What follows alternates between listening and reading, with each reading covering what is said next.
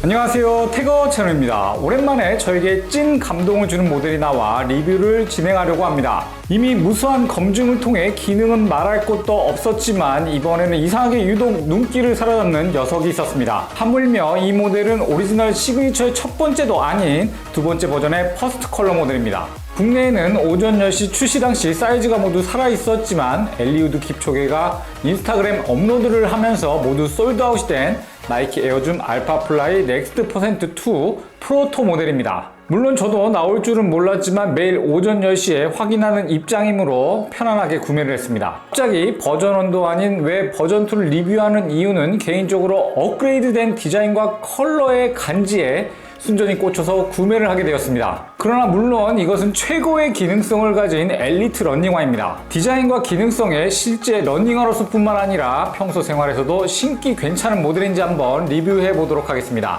재미있게 보셨다면 구독, 좋아요, 알림, 댓글 부탁드립니다. 함께 즐겨주세요. 그럼 시작합니다.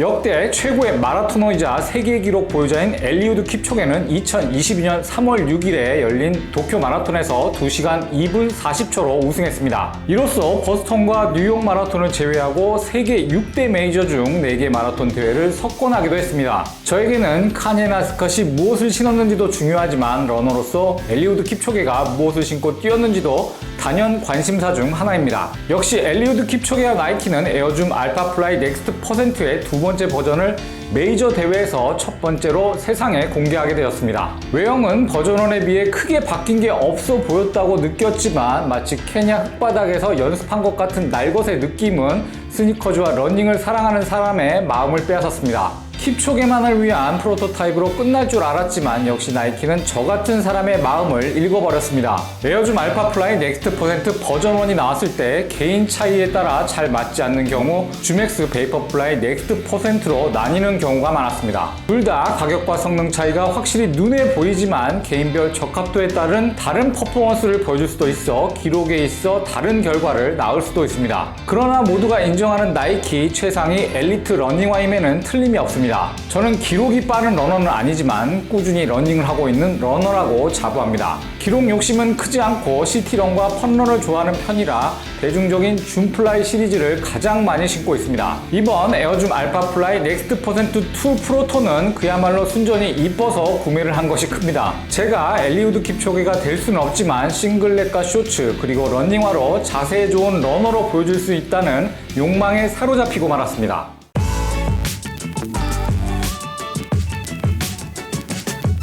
운동화의 박스는 나 멋져라고 말해주는 심플함이 느껴지는 화이트 컬러 바탕에 빅수시 로고와 오렌지 태그, 나이키 로고가 전부입니다.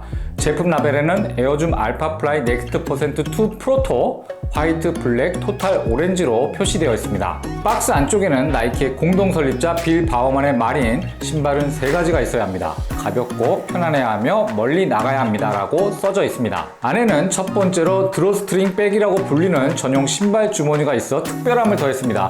러닝화에 이게 있고 없고에 따라 좀 자세가 달라지기도 합니다. 에어줌 알파플라이 넥스트 퍼센트 2는 버전 1과 비교하여 육안상 크게 변경 부분은 없어 보인 듯 하지만 가피아 창의 패턴 그리고 디테일에서 차이를 보여줍니다. 나이키의 플라이니트 제품군의 일부인 아톰니트 2.0을 사용했습니다. 버전 1은 앞뒤로 이어지는 물결 같은 수평 형태의 직조라면 2는 위에서 아래의 사선에 따라 이어지는 수직 형태로 보여집니다. 또한 버전 1의 신발끈 구멍 방식이 입구와 출구로 나뉘었다면 2는 또 다른 신발끈으로 이어진 구멍의 교차는 다른 방식을 사용했습니다.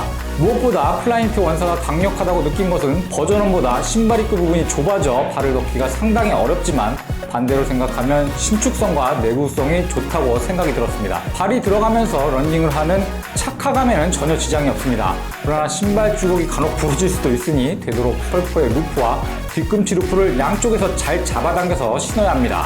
카라 부분의 슬림이나 뒤꿈치 지지대와 발목 사이에 별다른 이격감은 없어서 신경 쓰이지 않습니다. 에어줌 알파플라이 넥스트 퍼센트 2의 가장 핵심적인 부분은 역시 창에 있습니다. 나이키의 모든 기술의 집약체라고 봐도 무방합니다. 총 3가지로 나뉘는 구성 요소를 갖고 있으며 첫 번째로 언급할 부분은 창 전체를 구성하고 있는 주맥스 폼입니다. 주맥스 폼은 태생부터 편안하고 가볍다는 말을 해왔지만 단점으로 내구성이 약하고 수명이 짧다는 의견이 많습니다. 이번 버전2에서는 변경된 폼의 형태와 패턴으로 인해 좀 더 단단해진 듯한 인상을 받았습니다. 두 개로 나눠진 창의 구조는 버전1은 유선형이었지만 2에서는 수평에 가까운 형태를 띠고 있습니다. 힐의 창 구조는 살짝 높아졌으며 힐의 마감은 뾰족함에서 깎인 형태로 변경되었습니다. 폼과 폼 사이에는 전장 탄소 소매판이 깔려 있으며 일부는 외부로 나와 있어 눈으로 확인이 가능합니다. 탄소 소매판은 스프링처럼 확실히 튀는 느낌을 발 전체에 그대로 전달하여 보폭을 넓히는 것에 도움을 줍니다. 여기까지가 주맥스 베이퍼플라이 넥스트 퍼센트와 비슷하다면 좀 더 과하다고 할 수도 있지만 주메어 유닛을 앞부분에 2개 장착하여 더 많은 바운스를 만들어줍니다.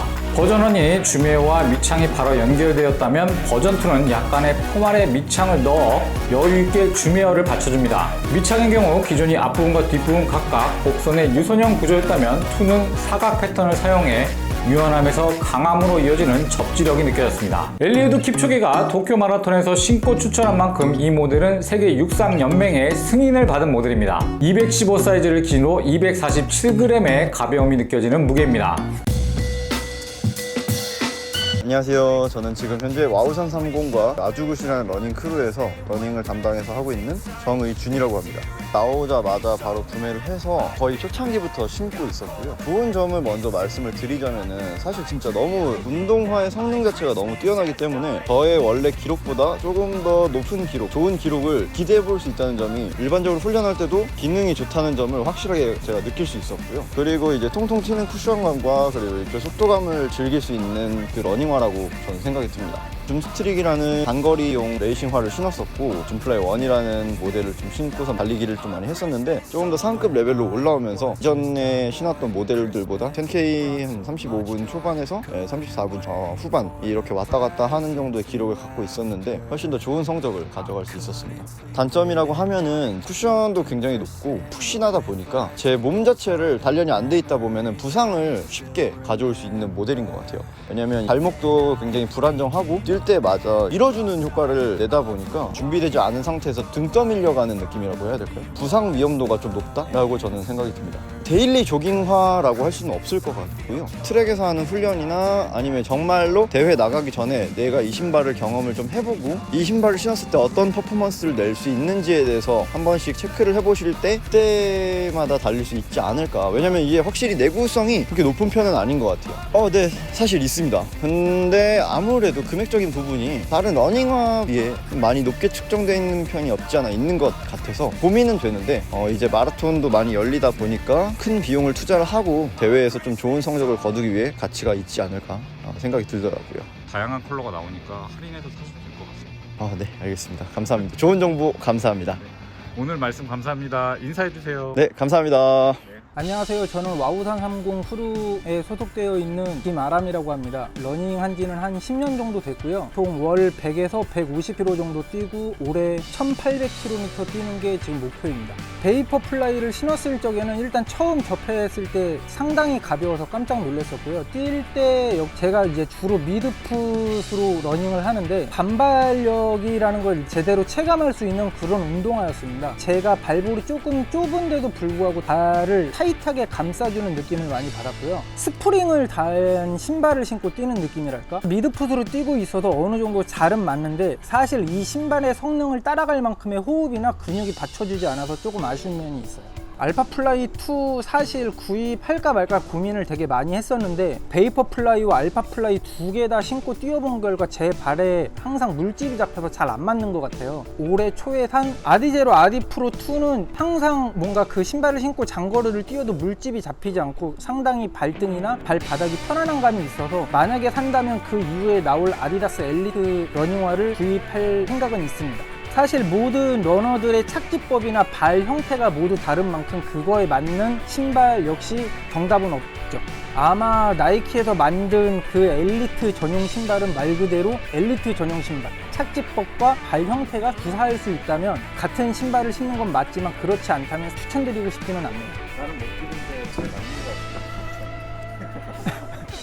같아요. 아마 300kg도 안 돼서 신발이 다 아작날 거예요. 착상일까요? 감사합니다. 인사해주세요. 모두 건강하게 러닝하세요.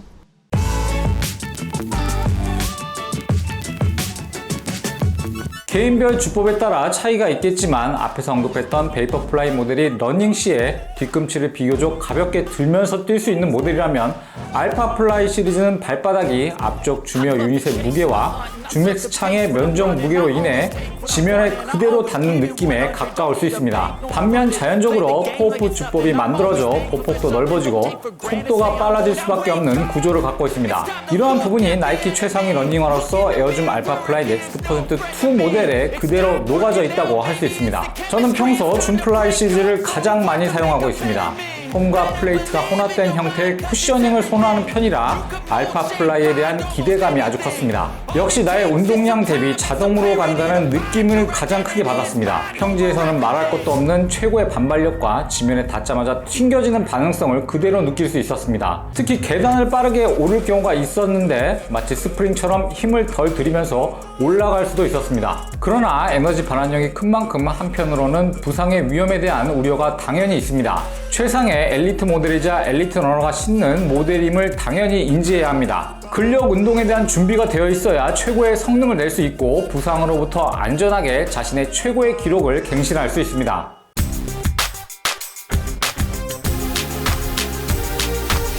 $339,000원의 러닝화 완전 비싼 모델입니다.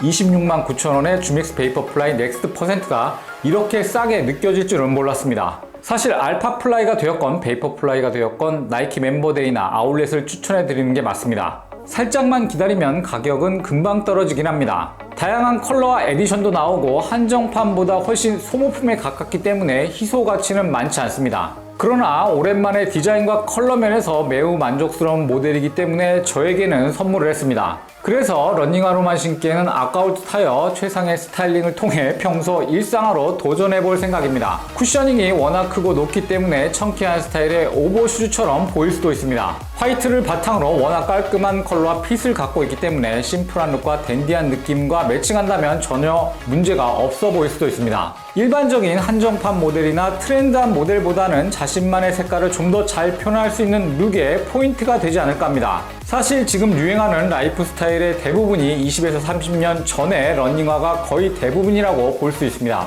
에어줌 알파플라이 넥스트%2를 신고 로드의 러닝이나 일상의 생활에서 멋져 보이길 바랍니다. 그리고 욕심을 내자면 더불어 기록 단축까지 하시길 바랍니다. 지금까지 시청해주셔서 감사합니다. 그럼 다음 영상에서 다시 만나겠습니다.